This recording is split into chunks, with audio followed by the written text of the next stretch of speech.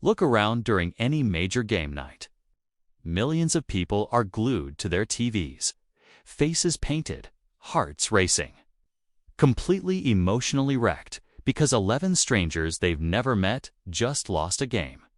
And right next to them is another group, just as large, who feel absolutely nothing. No excitement, no anger, no attachment. Here's the part most people get wrong. That indifference isn't apathy. It isn't a lack of passion, and it definitely isn't a personality flaw. According to neuroscience, those people may literally be wired differently. Stay with me, because what you're about to hear will permanently change how you see sports-obsessed people and yourself. Why do sports matter so much to so many people? To understand why some people care so deeply, we have to start with human evolution. Humans are tribal by design. For most of our history, survival depended on belonging to a group. Your tribe hunted together, defended you, and kept you alive. Modern sports are essentially ancient tribal instincts wearing modern uniforms. When a fan watches their team, the brain releases oxytocin, the same bonding hormone responsible for trust, attachment, and family connection. In other words, the brain doesn't see athletes as entertainers. It experiences them as members of the tribe. This is why fans say "we won" instead of "they won." Neurologically, the distinction disappears. Why some brains don't buy into this at all. Now, here's where it gets interesting. People who don't care about sports tend to have lower tribal identity activation. Their sense of self is less dependent on group membership and more grounded in individuality. They're more likely to think, "I don't need to belong to something larger to feel complete." Research backs this up. A 2019 psychological study found that people with low sports interest show significantly less us versus them thinking. Translation: they don't automatically dehumanize the opposing side just because they wear different colors. Their brains are less reactive to symbolic group competition. The dopamine loop nobody talks about. Here's the uncomfortable truth. For hardcore fans, watching sports is not passive entertainment. It's a dopamine delivery system. Every play, every possession, every close call. That rush you feel right before opening a gift, that's dopamine. Sports fans experience that same chemical anticipation repeatedly throughout a game. Brain imaging studies show that watching a favored team activates the same reward circuits involved in gambling. Why? Uncertainty. The outcome is unknown, and that unpredictability creates intermittent reinforcement, the most addictive reward schedule in psychology. It's the same mechanism slot machines use. Your brain doesn't care why dopamine is released. It just wants more. Why non-fans don't feel it. People who don't care about sports simply don't get that dopamine spike from vicarious competition. And this difference may be partially genetic. Research from the University of Chicago suggests that variations in dopamine receptor genes influence how strongly someone responds to competitive spectator activities. Meaning your complete indifference to whether the Lakers win or lose may literally be written into your biology. You're not resisting the system. Your brain just isn't wired to reward it.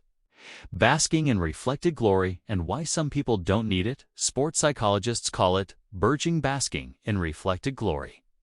When a team wins, fans say "we won." When the team loses, it becomes "they lost." That subtle pronoun switch protects self-esteem. People who don't obsess over sports engage in this behavior far less. Their self-worth is more internally anchored. They don't rely on external victories, especially ones they had no control over, to feel successful. Their identity remains consistent regardless of outcomes. Empathy, directed, not missing. Here's something that surprises a lot of people. Sports fans often score higher on certain empathy measures. They emotionally invest in the struggle, triumph, and failure of others, even strangers. So why don't non-sports people feel that same empathy for athletes?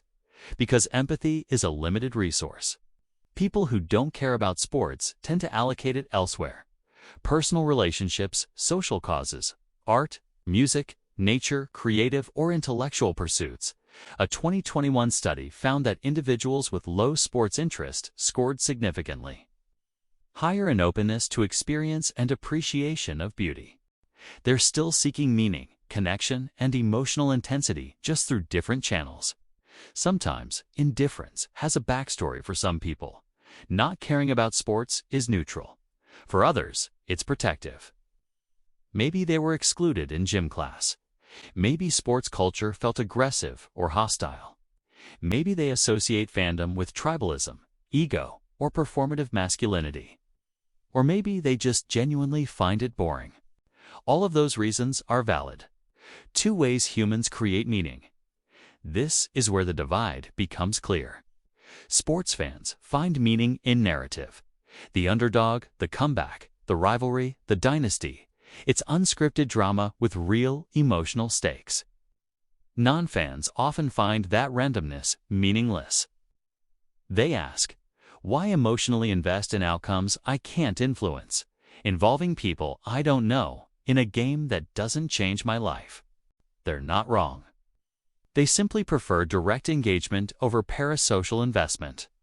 They want their effort, attention, and care to matter to the outcome. Flow states and different paths to fulfillment. Psychologist Miley Csikszentmihalyi studied flow states, found that deep fulfillment can come from countless activities. For some, it's watching sports. For others, it's creating, thinking, building, exploring. Interestingly, people who don't obsess over sports often report feeling more present in their own lives. They're not spending hours emotionally experiencing someone else's struggle. They're engaged in their own. There's something quietly radical about that. Final truth, if you don't care about sports, you're not missing a fundamental human experience. You're just playing a different game.